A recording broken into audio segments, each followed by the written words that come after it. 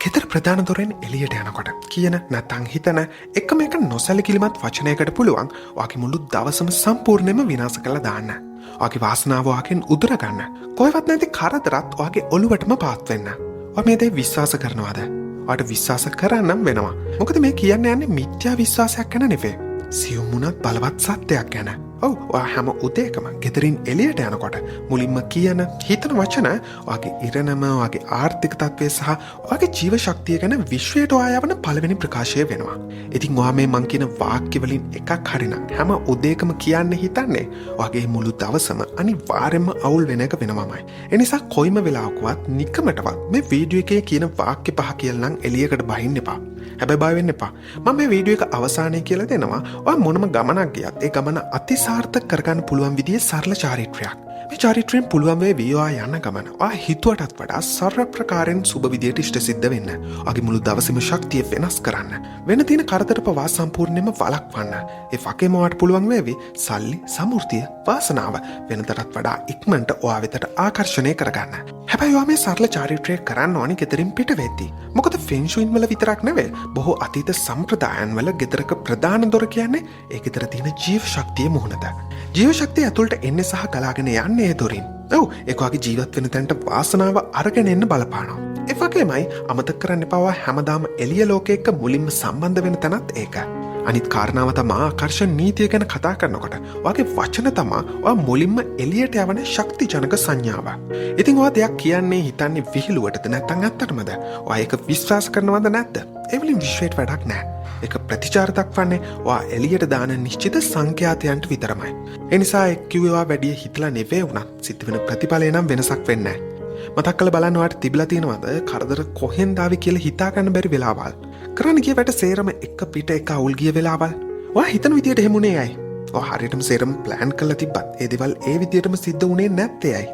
ඔයාට අමතක ඇති. හැබැයි එදා ඔයා නොදැනුවත්වම ඔයාගේ වචන වලින් ඒ දවස සම්පූර්ණ අවුල් සහගත විදියට හදාගත්ත වෙන්න පුළුවන්. ඒ නිසා ආරාධනා කරනවා සන්තප්පර වෙනකන් අපිත් එක්ක රැඳිලා ඉන්න කියලා.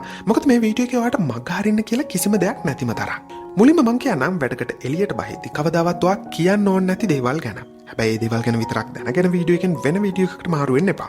මොකද වීඩියෝ එක අවසානයේදී තමයි මං කියලා දෙන්නේ උඩදී මං සඳහන් කරපු ඒ සරල චාරිත්‍රය. මං කියනවට දවස් කීපයක් ඒ පුංචි සරල චාරිත්‍රය කරන්නකෝ. එතකොට ඔයාට පේන්න පටන් ගන්නවි පුංචි දෙයක් වගේ පෙනුනත් එකෙන් සිද්ධ වෙන මැජික් එක. ඒත් එක්කම ඔයාට ඕන නම් අද දවසේ ඔයාගේ ජීවිතේ හොඳම දවසක් කරගන්න ලෝභ නැතුව දාගෙන යමු මේ වීඩියෝ එකට ලයික් එකක්. එහෙම කරොත් ඔයාගේ ජීවිතේ වහන්න ආසම දෙයක් ඊළඟ පැය 24 ඇතුළේ ඔයාට අහන්න ලැබේවි. මේක බොරුවක් නෙවෙයි. මොකද මාත් එහෙම වේවා කියලා මගේ මුළු හදවතින්ම ආ වෙනුවෙන් ප්‍රාර්ථනා කරන්න. තව දෙයක්. විශේෂ මොකක්ද හේතුවකට ඔයාට මේ වීඩියෝ එක පෙන්눔 කරේ ඔයා තෝරාගත් පුද්ගලයෙක් නිසා. ඔයා ආරක්ෂාවට, සමෘද්ධියට සහ වාසනාවට සුදුසු කෙනෙක් නිසා. මොකක්ද හේතුවකට ඔයාට මේ වීඩියෝ එක බලන්න හිතුනේත් අන්න ඒ හින්දාමයි. කොහෙත් මේක හම්බයක් නෙවෙයි. ඒ නිසා විශ්වයට ඒ වෙනුවෙන් ස්තුතිවන්ත වෙන්න. විශේෂයෙන්ම ඔයා වෙනුවෙන් පෙනී ඉන්නකට සහ මේ වගේ හොඳ දේවල් ඔයාට පේන සලස්වනවට විශ්වයට ස්තුති කරන්න. ඔව් ඒ ස්තුතිය කමෙන්ට් එකක් විදියට යටින් කමෙන්ට් කරන්න. එහෙම කරොත් ඔයාගේ ස්තුතිය බලය වැඩි වේවි. මොකද ඔයාගේ සිතුවිලි ඔයාගේ මතින් වචන බවට පත් කරන්න හින්දා. ඒ දේ කරන්න බැරි තරමට කම්මැලි වෙන්න එපා. කරදර වලින් ඔයාව ආරක්ෂා කරන විශ්වයට ස්තුති කළ කමෙන්ට් එකක් මේ දැම්ම දාන්න. කතා ඇති. අපි යම් වීඩියෝ එකට. ඔව් අපි මුලින්ම කතා කරමු ඔයාගේ ආර්ථික ආශිර්වාද කාලා දාන දවසම සවුත්තු කළ දාන ඒ පද පෙළ ගැන. අංක 1. අනේ දෙයනේ තව මහන්සි වෙන දවසක් යනවානේ. මට නම් දැන් එපා වෙලා. මේ වගේ වාක්‍යයක් නිකම් උදේට ඔයා හිතන සුසුම් හැලීමක් වගේ පෙනුණා. ඒ තුලින් ඇත්තටම පේන්නේ ඔයාගේ ඇතුළාන්තයේ තියෙන තත්වය. ඒ වචන වලින් කියවෙන ඔයාගේ මහන්සිය. ඒ වචන වලින් ඇහෙනවා අපි පීරණයක් නැති, බලාපොරොත්තුවක් නැති ඔයාගේම කොටසක හඬ. ඉතින් ඔයාට ඕනේ වුණත් අද දවස් සාර්ථක කරගන්න එකෙන් බැරි වෙනවා. මොකද අලුත් දවසට එරෙහිව සටන් කරන්න ඔයා කැමති වුණත් ඔයාට හැමදාම ලැබෙන්නේ මෙලෝ රහක් නැති දවසක්. ඒකට හේතුව තමයි ඔයා පුරුදු වෙලා තියෙන මෙන්න මේ වගේ වාක්‍යයකින් දවස පටන් ගන්න. ඉතින් ඔයා දොරෙන් එළියට යන්නත් කලින් උදෑසන එළිය ඔයාගේ මූණට වදින්නත් කලින් ඔයාගේ මනස මීදුමකින් වහගෙන ඉවරයි. ඒක කාටවත් පේන්නේවත් දැනෙන්නේවත් නැහැ. හැබැයි ඔයා නම් ඒ විස හැමදාම ආස්වාස කරනවා. එකෙන් වෙන්නේ ඔයා වෙනුවෙන් බලාගෙන ඉන්න අවස්ථා, සතුට සහ හොඳ දේවල් පවා ඔයාගෙන් ගිලිහෙන එක. ඒක ඔයාව දවස පුරාම ඔහි කිසි අරමුණක් නැතුව වැඩ කරන්න පොළඹවනවා. අලුත් දවසකට එරෙහිව සටන් කරන්න ඔයා කැමති වුණත් ඔයාට හැමදාම ලැබෙන්නේ මෙලෝ රහක් නැති දවසක්. අංක 2. අද මොන වගේ කරදරයක් ඔළුවට පාත් වෙයිද දන්නේ නැහැ. බැලු බැලමට මෙහෙම වාක්‍යයක පේන තියෙන්නේ ආරක්ෂාකාරී අදහසක්. නිකං පරිස්සම් වෙලා ඉන්න එක හොඳයි වගේ කතාවක්නේ. ඒත් ඔයා ටිකක් හොඳට හිතලා බැලුවොත් ඔයාට තේරෙවි මේකෙන් ඊට වඩා නරක දෙයක්යි යඟ වෙන්නේ කියලා. ඒ කිව්වේ ඔයා නොදැනුවත්වම කරන්නේ කරදර වලට ආරාධනාවක්. ඔයා කරදර වලට මුහුණ දෙන්නයි මේ ලෑස්ති වෙන්නේ. ඔයා අලුත් දවසට පය තියන්නෙම ඒ දවස ගැන විශ්වාසයක් නැතුව. මොකක් හෝ කරදරයක් පාත් වෙයිදෝ කියන බයකින්. ඒ පය පොඩි දෙයක් වගේ දැනුණත් කාලයත් එක්ක තෙල් කාන්දුවක් වගේ ඒක ඔයාගේ ශරීරය පුරාම පැතිරේවි. එතකොට වෙන්නේ ඔයා ටිකෙන් ටික මිනිස්සු ගැන අවිශ්වාස කරන ඕනම තත්වයක් ගැන සැක කරන කෙනෙක් බවට පත් වෙන එක. ඒ වගේම ටිකෙන් ටික ඔයාව තනි වුණු විශ්වාසයේ අඩු අනිත් අයක සම්බන්ධ වෙන අමාරු කෙනෙක් බවට පත් කරනවා. ඔව් ඔයාගේ දවස මේ විදිහේ සැකයකින් පටන් ගත්තොත් ඔයා අත්විඳින හැම දෙයක්ම ඒක අභියෝගයක් වුණත් අවස්ථාවක් වුණත් ඔයාට ඒක පේන්නේ ඔයාව හොයාගෙන ආපු කරදරයක් විදිහට විතරමයි. වැඩේ කියන්නේ මේ විදිහට හිතුවොත් කොහොමදත් ඔයා කරදරම තමයි ආකර්ෂණය කරගන්නේ. ඔයා හිතන ගන්නවා මෙන්න මෙහෙම. දැක්කනේ මං හිතුවා හරි. මට හිතුණා අද නම් මොකක්ම හරි කරදරයක් වෙනවමයි කියලා. හැබැයි ඔයා හරිද? නෑ වැරදි. ඒ කරදරේ කවදාවත් ඔයාගේ ඉරණමේ තිබුණේ නෑ. ඒ කරදරේ ඒක ඔයා දොරෙන් එළියට යද්දි ඔයා විශ්වෙන් ඉල්ලපු දෙයට ලැබුණු අවංක ප්‍රතිචාරයක් විතරයි. අංක 3. අයියෝ තවත් දවසක්. මේ දවසත් ඉවර කරගමු එහෙනම්.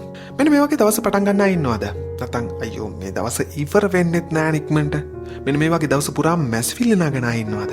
ඔය ඇත්තට මේවට හොඳට අහුම්කම් දුන්නොත් ඒවා නිකම්ම නිකම් මැස්විලි විතරක්ම නෙවෙයි කියලා ඔයාට තේරෙවි.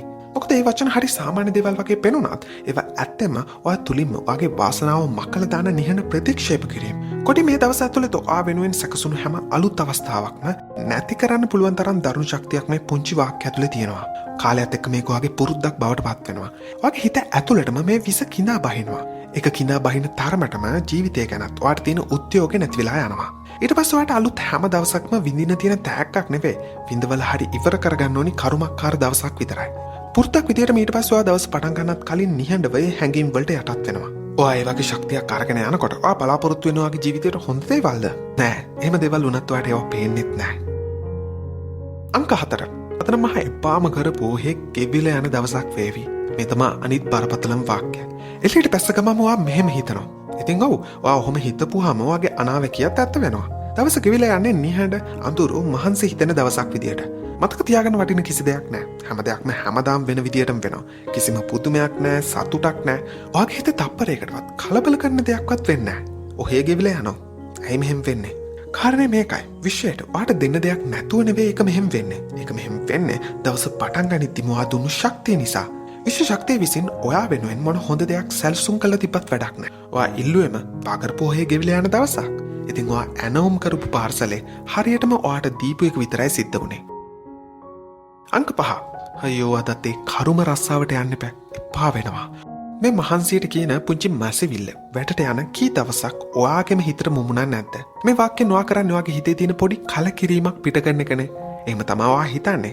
හැබැයි ඒකෙන් ඊට වඩා නරක දෙයක් ඔයාට සිද්ධ වෙනවා. ඔයා මේක හැම වෙලෙම ඔයාගේ හිතට මුමුණාති. ඔයා කරන්නේ ඔයාටත් නොදැනීම ඔයාගේ ජීව ශක්තිය ටික ටික කපලා දාන එක. ඒ වචන වලින් ඔයාම තමයි ඔයාට එන්න තියෙන අවස්ථාත් නැති කරගන්නේ. මොකද ඔයා දවස පටන් ගනිද්දිම ඔයාගේ ඇතුළාන්තයෙන්ම අද හොඳ දවසක් වෙන්න පුළුවන් කියන විශ්වාසය අතරලා ඉවරයි. ඔව් ඒකෙන් ඔයාට සැලුවක් ගෙනලා දෙනවා වෙන්න පුළුවන්. හැබැයි ඒකෙන් වෙන්නේ ඊටත් වඩා විනාශයක්. රස්සාවට යන එක අමාරු ඇති. ඒත් ඒ කරන රස්සාව ආසාවෙන් කරන්න. එමන් නැත්නම් ඔයා කැමති විදිහේ රස්සාවකට මාරු වෙන්න. කියනවට වඩා ඒක සංකීර්ණ නැති හැබැයි බැරි දෙයක් නෑ. ඔයාට රස්සා කරලා ඇති වෙලා නම් සල්ලි ටිකක් හදාගෙන හොඳ සැලැස්මක් එක්ක ඔයා ආස විදිහේ බිස්නස් එකක් පටන් ගන්න. කිසිම දෙයක් ලේසි නෑ. කාලය ගන්න. කැමති දෙයක් කරන්න පුංචි කාලයක් අකමැති රස්සා කීපයක් මුණත් කරන්න වෙනවා වෙන්න පුළුවන්. හැබැයි මුළු ජීවිත කාලෙම අකමැති රස්සාවකට සාප කර කර යනවා නම් ඒක ඔයාගේ වැරද්දක්. ඔයා කැමති දෙයක් කරන්න නම් ඔයා මේ අකමැති ඔයා කැමති දෙයක් කරන්න නම් ඔයා මේ අකමැති රස්සාව කරන්නේ. ඒ රස්සාවටත් ස්තුතිවන්ත වෙන්න. දැන් මං කියලා දෙනවා කියලා කියපු ඒ සරල චාරිත්‍රය. ඔව් මේ පුංචි ක්‍රියාවට යන විනාඩියකටත් වඩා අඩු කාලයක් විතරමයි. ඒත් ඒකට පුළුවන් ඔයාගේ චිත්තවේගීය තත්ත්වය, ඔයාගේ කම්පණය සහ එදා දවසට ඔයාගේ ආර්ථික ගමන සම්පූර්ණයෙන්ම වෙනස් කරන්න. මා විශ්වාස කරන්න. මේක මම පෞද්ගලිකවම කරන දෙයක් සහ මට වැට කරපු දෙයක්. මේක පුංචි පියවර 5ක සරල චාරිත්‍රයක්. පළවෙනි පියවර විදියට ඔයා කොහේ හරි ගමනක් යන්න හදනවා නම් ඒ පිට වෙද්දී ඔයාගේ ඉදිරිපස දොර ළඟ තප්පර කීපයක් නතර වෙන්න. දෙවනි පියවර විදියට මන්දගාමී හැබැයි ගැඹුරු හුස්ම 3ක් ගන්න පිට කරන්න. මේක හරියට ඔයාවම පිරිසුදු කිරීමේ චාරිත්‍රයක් වගේ. මේකෙන් කරන්නේ ඔයා තුල තියෙන නිෂේධාත්මක දේවල් ඉවත් කරන එක. තුන්වෙනි පියවර hina වෙන්න. හැම දෙයක්ම දැනටමත් පරිපූර්ණ නිසා නෙවෙයි. ඒතෝ වෙනස් විදියකට පෙනී ඉන්න තෝරගත්ත නිසා. මං කියන්නේ අසම්පූර්ණ අවිනිශ්චිත අවුල් සහගත දේවල් මැද්දේ වුණත් ඔයා සාමය තෝරගත්ත හින්දා. hina වෙන්න. මොකද ඒක අවංක හිනාවක් පොඩි එකක් වුණත් ඔයාගේ මුළු දවසේම ගමන් මඟ වෙනස් කරන්න පුළුවන්. හතරවෙනි පියවර. ඔයා කැමති ධනාත්මක ප්‍රකාශනයක් ඔයාටම කියාගන්න. අද මට හොඳ දවසක්ම වේවි. මෙන්න මේ වගේ ධනාත්මක ප්‍රකාශනයක් හදාගන්න. ඒකනත් වීඩියෝ එකක් ඕන යටින් කමෙන්ට් එකක් දාගෙන යමු. වැඩි දෙනෙක් කමෙන්ට් කරලා තිබ්බොත් මම පෞද්ගලිකවම භාවිතා කරන ධනාත්මක ප්‍රකාශන 5ක ගැන වීඩියෝ එකක් කරන්න. පස්වෙනි සහ අවසාන පියවර. තප්පර කිහිපයක් අරගෙන ඔයාට දැනෙන කෘතඥතාවය ප්‍රකාශ කරන්න. ඔයාගේ ජීවිතේ තියෙන හොඳ දේවල් කිහිපයක් ගැන හිතන්න. පොඩි දේවල් වුණාට කමක් නැහැ. හිතේ හැටියට ඒ වෙනුවෙන් ස්තුතිවන්ත වෙන්න. කෘතඥතාවය කියන්නේ ඔයාගේ මුළු දවසම වෙනස් කරන්න පුළුවන් විදිහේ බලවත් ශක්තියක්. ඉතින් එච්චරයි. ඔකට ඔයාට උපරිම විනාඩියක් ඇයි නැත්නම් දෙකක් ඇයි. හැබැයි දැන් ඔයාට තියෙන ධනාත්මක මානසින් ඔයාගේ ගමන සැලසුම් කරා වගේ සර්ව ප්‍රකාරයෙන් සුබ වේවි. එහෙනම් තවත් මේ වගේ වීඩියෝ එකකින් මුණ ගැහෙනකම් ඔයාට සුබම සුබ දවසක්. ජය වේවා.